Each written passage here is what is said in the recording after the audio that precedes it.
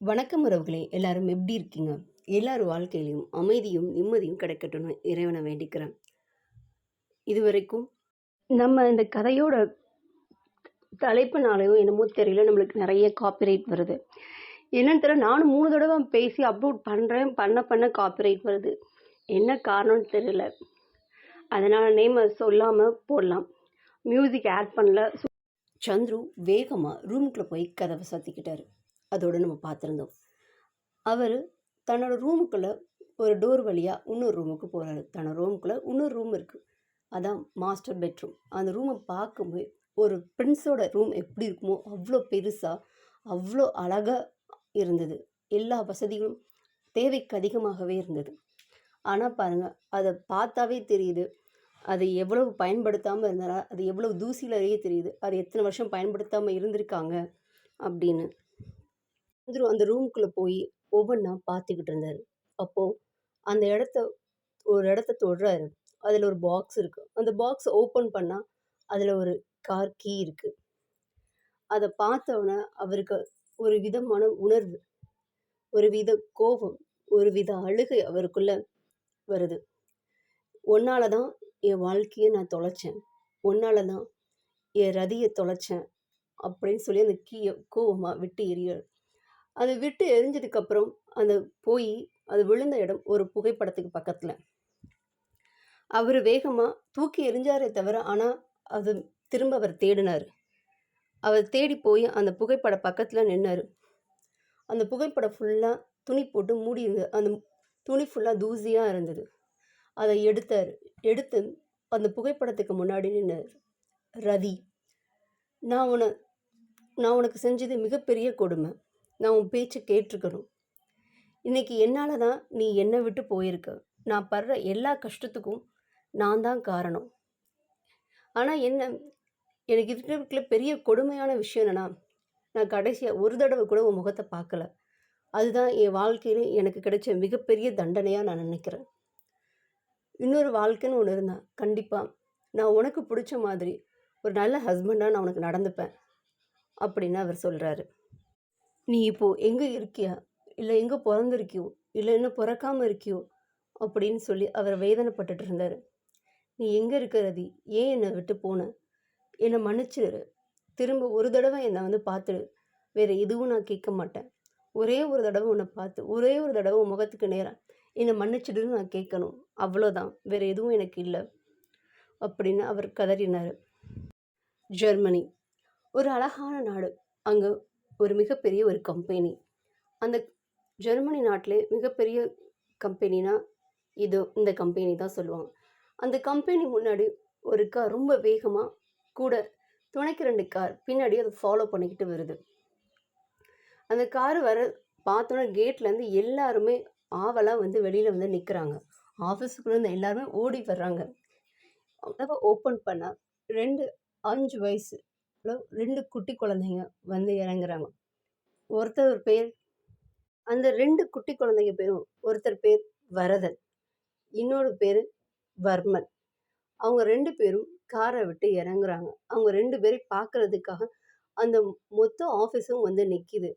ஏன்னா அந்த குழந்தைங்க 2 பேரும் தான் அந்த கம்பெனியோட சிஇஓட குழந்தைங்க. அந்த கம்பெனியோட சிஇஓ பேர் வர்த்தினி. அந்த குழந்தைங்க கூட எல்லாரும் ஒன்றா பேசி விளையாண்டுட்ருக்காங்க. ஏன்னா அந்த குழந்தைங்க நினச்சாங்க என்ன வேணால் செய்வாங்க. அவங்களுக்கு பிடிக்காத யார் எது செஞ்சாலும் சரி, உடனே அந்த கம்பெனியை விட்டு கேள்வியே கேட்காம தூக்கிடுவாங்க. அப்படிங்கிற ஒரு பயம் அவங்கள வேலை பார்க்குற எல்லாருக்குமே இருந்தது. ஏன்னா அவங்க அம்மாவோட செல்ல பிள்ளைங்க 2 பேரும். வர்மன் சொல்கிறப்பல கால் மை மாம் அப்படின்னு டிரைவர்கிட்ட சொல்கிறார். அதுக்கு அந்த டிரைவர் சொல்கிறாரு, நான் ஏற்கனவே அம்மாவுக்கு கால் பண்ணிட்டேன், இப்போ வந்துடுவாங்க அப்படின்னு சொல்கிறாரு. அந்த 2 குழந்தையும் எல்லாருக்கிட்டையும் அவ்வளோ அழகாக கொஞ்சி விளையாடிட்டுருக்காங்க. ரஜினியோட பிஏ, மேம், குழந்தைங்க 2 பேரும் வந்திருக்காங்க, நீங்கள் கிளம்புற டைம் வந்துருச்சு அப்படின்னு சொல்கிறாங்க. வர்தினி பார்க்கவே ரொம்ப போல்டான ஒரு பொண்ணு, ரொம்ப ஸ்டைலான ஒரு பொண்ணு கூட. பார்த்தாவே தெரியும், அந்த அளவுக்கு பேச்சில் தெரியும் அவங்களோட கம்ஃபர்டபுள், அவங்களோட தைரியம், அவங்களோட தன்னம்பிக்கை எல்லாமே. எப்போவுமே அவங்க கம்ஃபர்டபுளாக இருக்கிற மாதிரி தான் நடந்துப்பாங்க. எந்த இடத்துல அவங்களுக்கு கம்ஃபர்டபுள் இல்லையோ, அந்த இடத்த விட்டு அவங்க நகர்ந்துருவாங்க. தனக்கு கம்ஃபர்டபுளாக இல்லாத பர்சனையும் தான் பக்கத்தில் வச்சுக்கவே மாட்டாங்க. வேலை விஷயத்தில் அவங்க ரொம்ப ஸ்ட்ரைட் ஃபார்வர்ட்.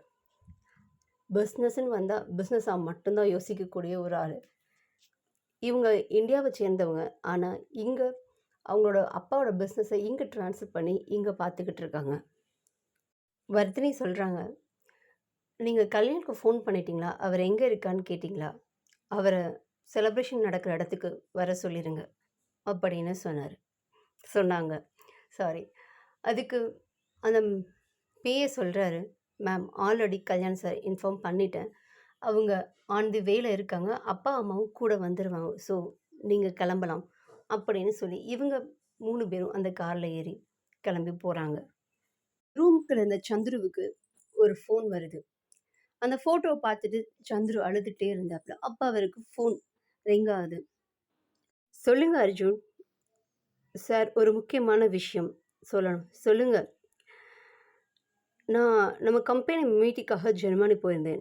அப்போது அங்கே கல்யாண் சாரை மாதிரி ஒருத்தரை நான் பார்த்தேன். என்ன சொல்கிறீங்க? கல்யாணம் பார்த்தீங்களா? ஆமாம் சார். ஆனால் பக்கத்தில் போகிறதுக்குள்ளே அவர் காரில் ஏறிட்டார். கண்டிப்பாக அது கல்யாணம் தானா? நல்லா பார்த்தீங்களா? கண்டிப்பாக அவர் கல்யாணம் தான் சார். நான் கண்டிப்பாக சொல்லுவேன். அர்ஜுன், நீங்கள் பிஸ்னஸ் வேலையை பார்க்குறத விட நீங்கள் கல்யாணம் தேடுறது தான் உங்களுக்கு முக்கியமான வேலை அப்படின்னு சந்துரு சொன்னார். என்னோடய கல்யாணம் திரும்ப எனக்கு கிடச்சிட்டா போதும். அவனை நான் ஒரு முறை பார்த்துட்டா போதும். என் மனசில் உள்ள பாதி பாரம் இறங்கிடும். அவனை விடாமல் தேடு. அவன் எங்கே இருந்தாலும் பரவாயில்ல, எவ்வளோ செலவானாலும் பரவாயில்ல, நீ அவனை கண்டுபிடிச்சிட்டேன்னு மட்டும் சொல்லு. நான் உனக்கு நீ கேட்குறத விட, நீ நினச்சி பார்க்குறத விட அதிகமான ஒரு கிஃப்ட் நான் உனக்கு தரேன்.